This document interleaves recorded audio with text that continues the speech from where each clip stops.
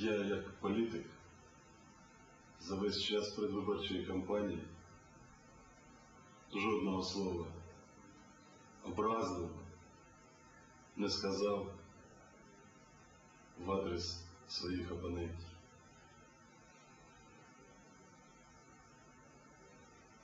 Зараз я зрозумів, що націоналізм – це хвороба. І мені дуже прикро про це казати.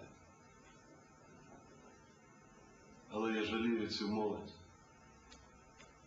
яка це зробила зі мною. У мене немає до них питань. У мене є питання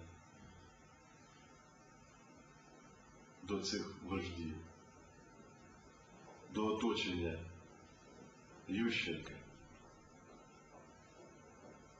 які їх підштовхнули на це.